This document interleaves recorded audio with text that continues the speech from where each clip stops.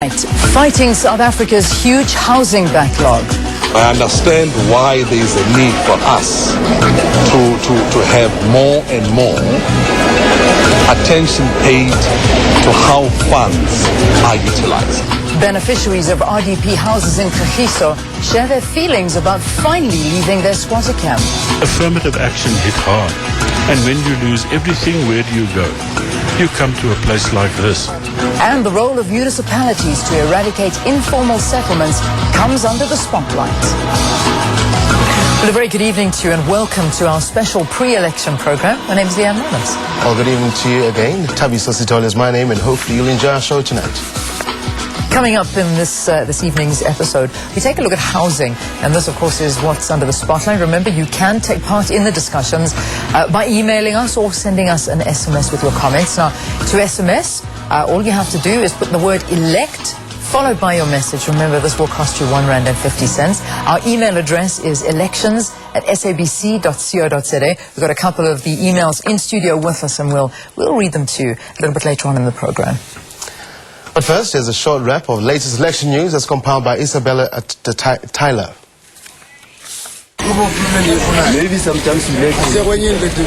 Campaigning the old-fashioned way, door-to-door.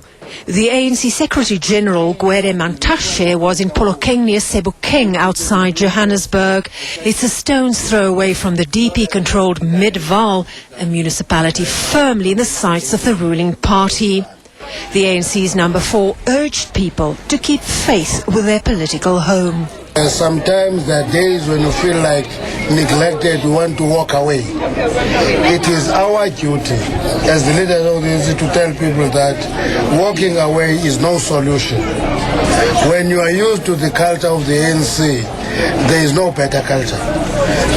We've seen many of our comrades walked away. Many of them want to come back because it is cold out there. In Williston in the Northern Cape, the opposition leader declared her determination to take over the province in 2014. Party leader Helen Zille and her campaign partner, Cape Town mayoral candidate Patricia de Lille, were in the Karoo. Zille promised the party would tackle service delivery grievances. Problems were also identified in Calvinia as well as Springbok. But she couldn't resist bragging about the DA's successful record overall. In Parliament, her party was busy accusing ANC-ruled provinces of seriously shortchanging their citizens. It followed the Treasury's decision to withhold R2 billion in infrastructure grants to provinces. This is mainly due to the province's lack of capacity to spend the money. The Western Cape is the only province to receive its full grant allocation. This move constitutes yet further evidence that where the DA governs, it governs for all and to a better standard than that of the ANC.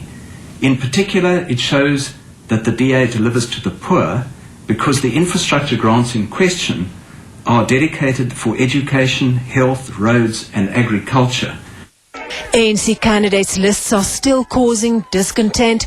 Residents at Mnyundwini near Groutville in the north coast of KZN have blockaded roads. They claim the ruling party is forcing an unwanted councillor on them. A community leader says their elected ward candidate was removed and replaced just before the IEC deadline expired. They want the ANC to immediately rectify the situation. And the OR Tambo region in the Eastern Cape took to the party offices in Mthatha. Protesters accused the provincial executive of defying the branches and changing candidate lists at will. In Johannesburg, the Municipal Workers' Union isn't doing the ruling alliance any favours.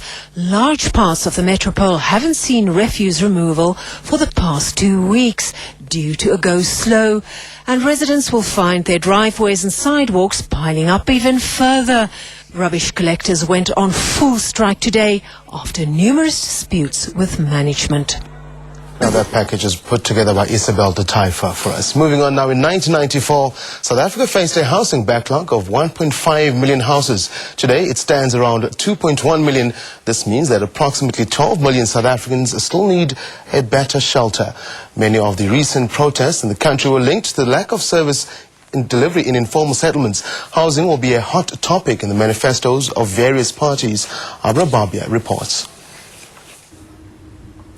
There shall be houses, security and comfort for all. All people shall have the right to live where they choose, to be decently housed and to bring up their families in comfort and security. Slums shall be demolished and new suburbs built. This vision comes from the Freedom Charter, a key founding document of South Africa's constitution. But at the moment, around 12 million South Africans are not decently housed. One of these is Grace Ndika from the Joe Slovo informal settlement in Cape Town. She's been on a housing waiting list for around 20 years, just as long as she's been living in this shack. Her dream? My dream is to have a 4-room house. There's a major backlog in the Western Cape alone. Here we have a backlog that is between 450 to 500,000. Lost somewhere in that statistic is Gladina Geland from Blikkiesdorp on the Cape Flats.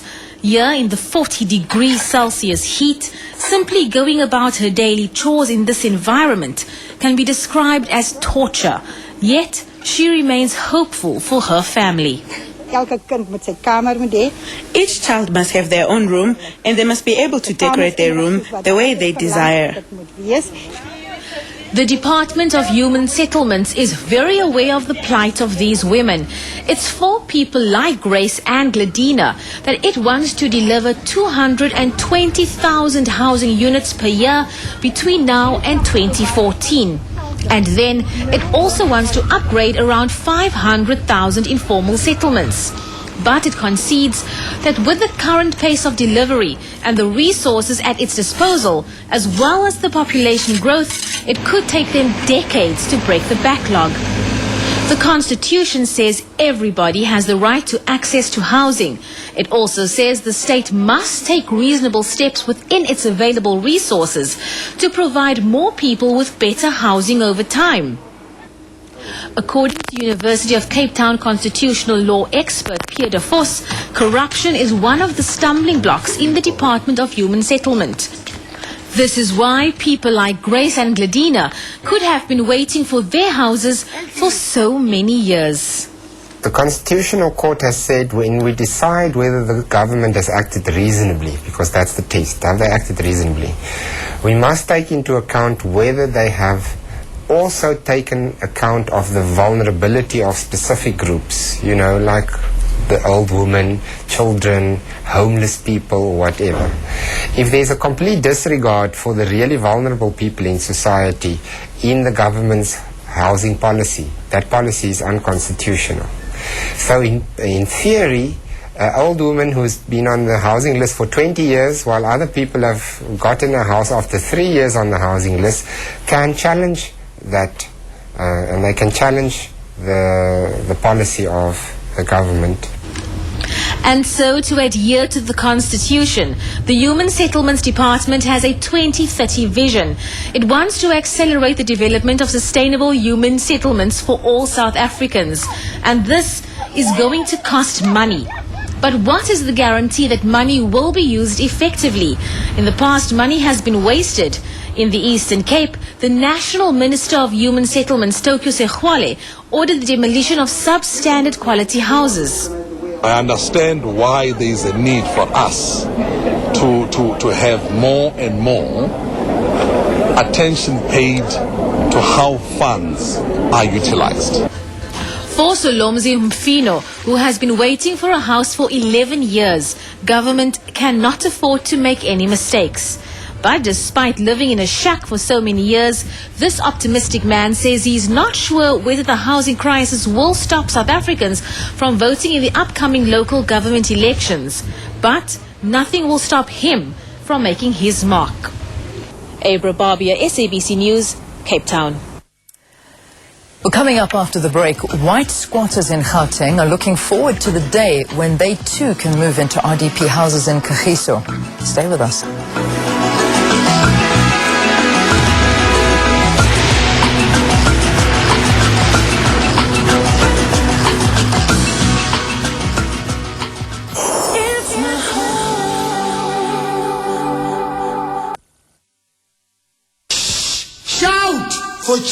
looms in the room.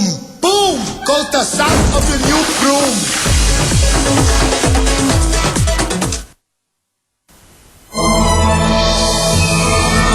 Germs?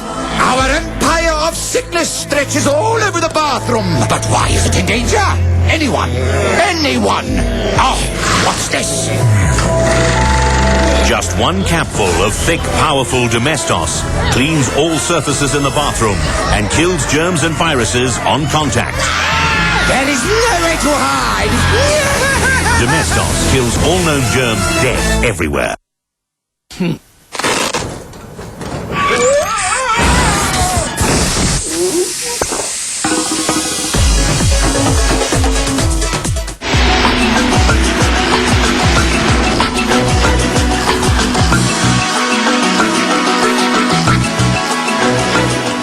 And welcome back. You're watching a special pre-election program right here on SABC2, coming to you live from our Johannesburg studios. Hopefully, we'll inform everyone at home what they need to do, and hopefully the parties can inform them who they need to vote for before the elections come up. Absolutely, and there are many issues that we are touching on, but this evening's topic is housing. And we've asked viewers if they think that enough is being done to provide proper housing for those living in informal settlements. I don't think they're doing enough because there's so many informal settlements mushrooming all over the place. It's people who are desperate and need housing.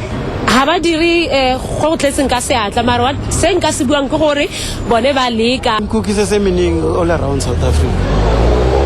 And the footy abantu aswathola ama RTPs instead ama RTPs ayakuma foreigners amanye bawathengisa. Nee.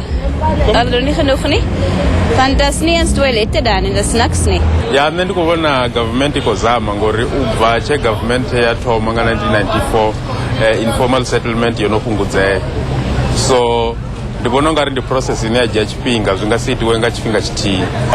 Kijk paaie.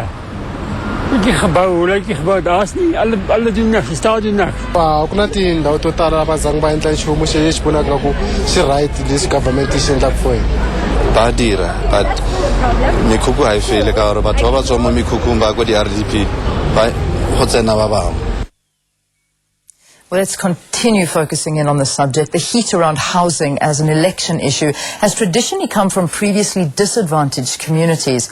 But a new breed of disadvantaged has sprung up in various municipal areas. The aid organization Helping Hand estimates that 1 in 5 whites is now living in squatter communities. In Krugersdorp, the Mogale City municipality has decided to address the problem in their backyard. The Coronation Park community is now being vetted for RDP housing. Simon Burke investigated and filed this report. Hugo van Niekerk is the rock of a ramshackle community in Coronation Park.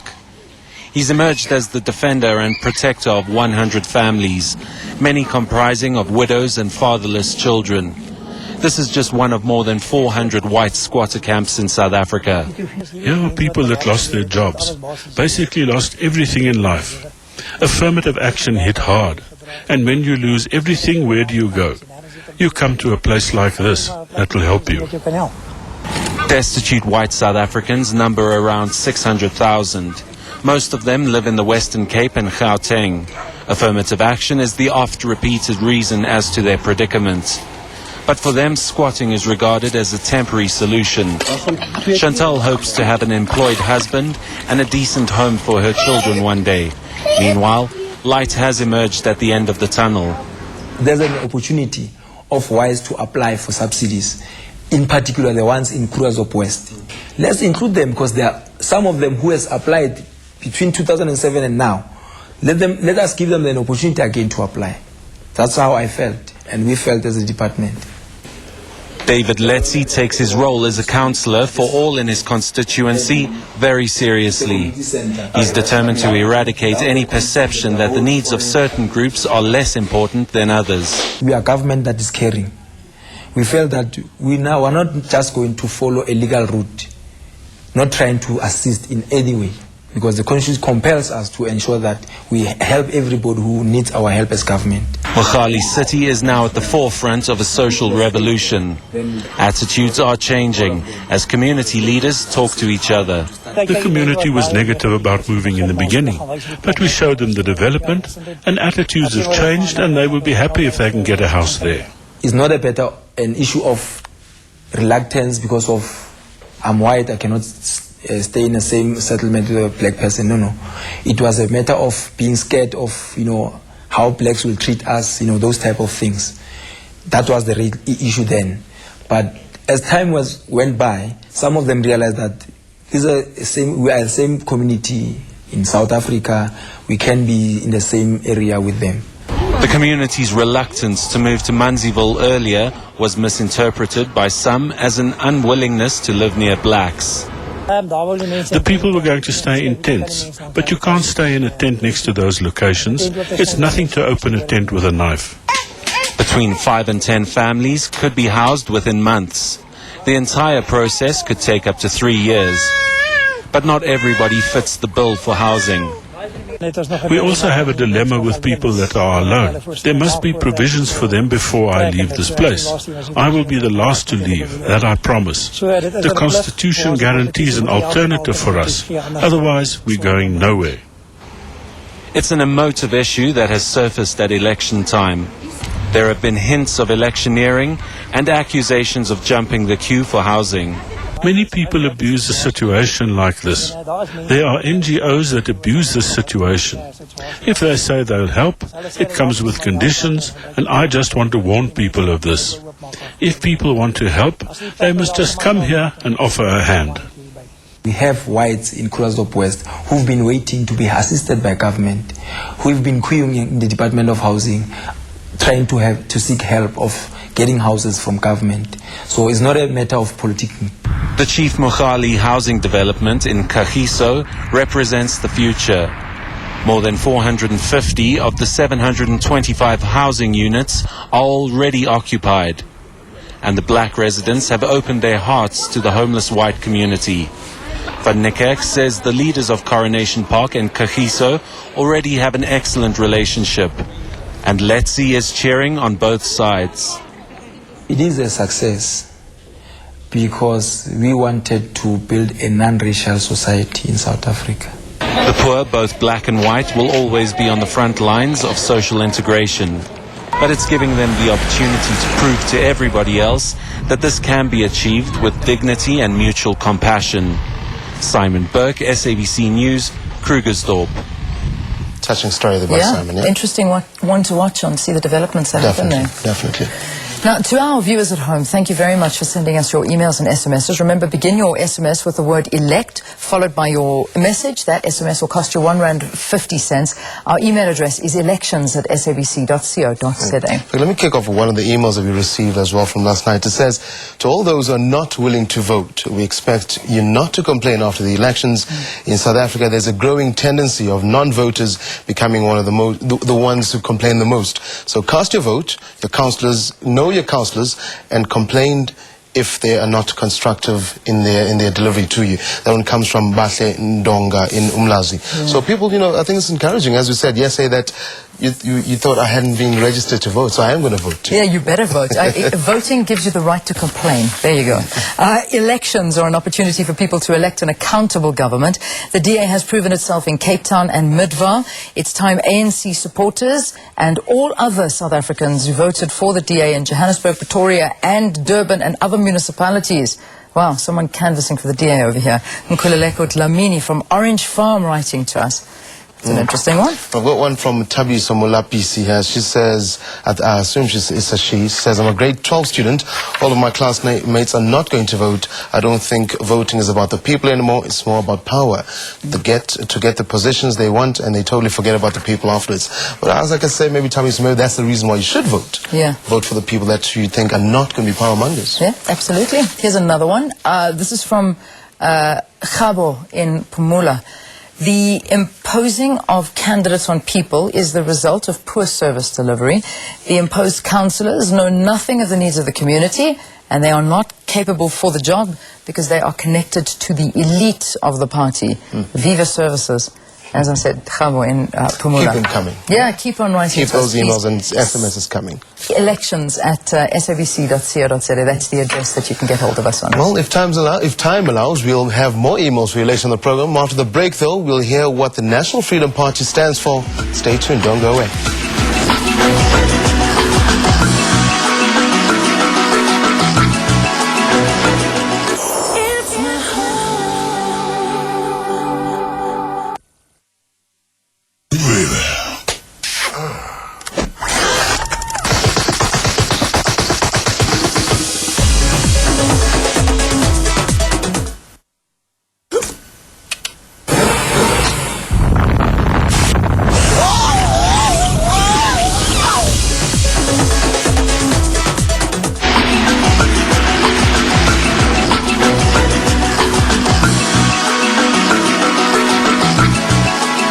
Welcome back, and if you've just tuned in, you're watching a special pre-election show right here on SABC2, coming to you from 6 to 6:30. In every episode, we're giving one of the smaller parties contesting the local government elections an opportunity in 60 seconds to state his or her case for the party.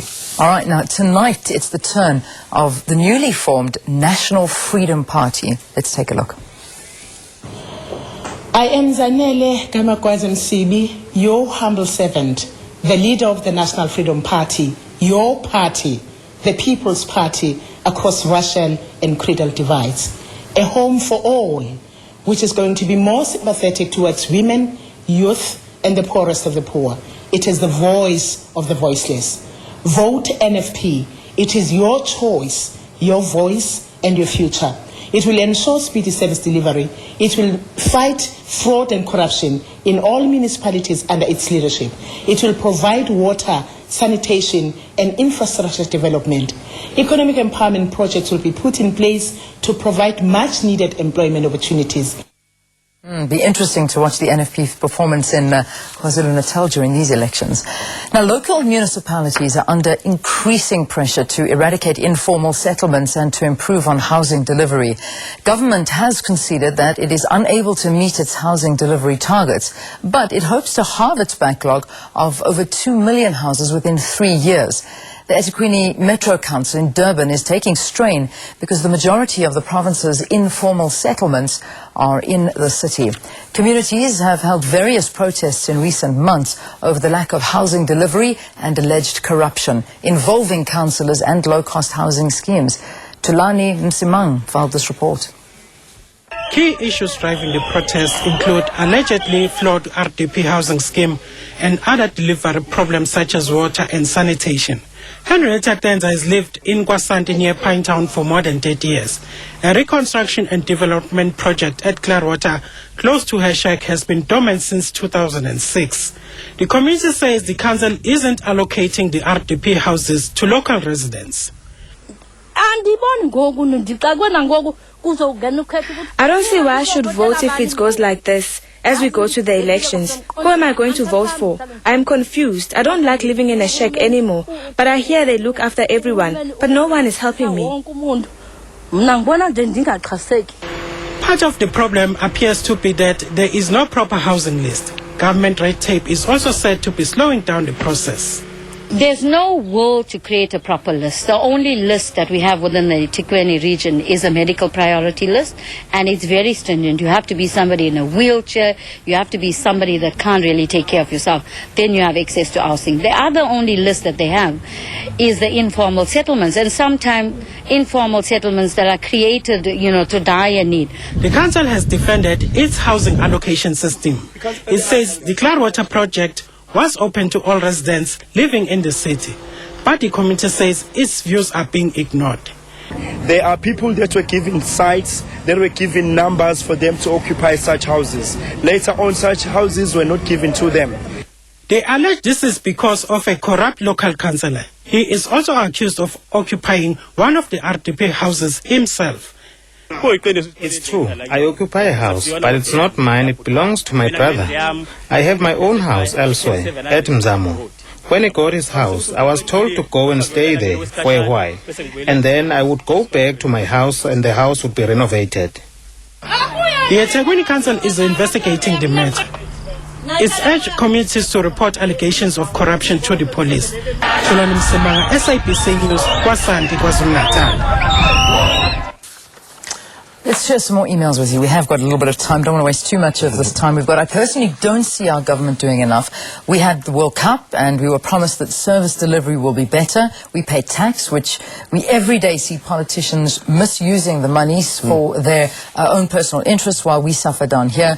We pay rent for RDP housing. I am renting an RDP house at the moment for 1,200 Rand. This is because I need a house. I vote to make someone else's life more advanced than mine. I used to believe in the ANC, but now people use it for material and personal gain. I don't believe in voting anymore, but just to see if I can get my life running and working. It's hard to depend on the government. Jafta Dibobo out of Ruston. I think it's even illegal to rent an RDP house for that matter. Yeah, absolutely. So there's another interesting one here. It's from Zugisi Davane in Highlands in Cape Town. He says government needs to nationally introduce a local government court of law for non-conformance and failure to service delivery based on election manifesto. This by respective municipality councillors, which is an interesting one, which means if your councillor does not perform, take him straight to court. True. But I think that one's an interesting one. I mean, how does one rent an RDP house, which is, I'm sure that's illegal. Yeah, I don't think that is allowed, but we should actually find out more details about that. We still got time for another one. No, we don't. What a pity. We'll save it for next week, actually, because just for you to know that we only broadcast from Monday to Thursday, and that's from 6 to 6:30. So that's all we've got time for this evening. We'll be back on Monday evening at 6 right here on SABC2 with another special pre-election show. And please do keep those emails and SMSs coming, but don't miss Sunday evening's local election debate as well right here, when the ANC and the DA will be among the parties slugging it out over the role of ward committees and the accountabilities of the councillors. All of that and more before the elections come. Hopefully we'll inform everyone at home, as I said earlier, on elections, what the importance it is for you at home. Good. This is a very popular debate, is a live broadcast, and it's happening from 6:30 to 7:30 on SABC1, SAFM, and SABCnews.com. Take care, everybody. God bless, and see you on Monday. Bye-bye.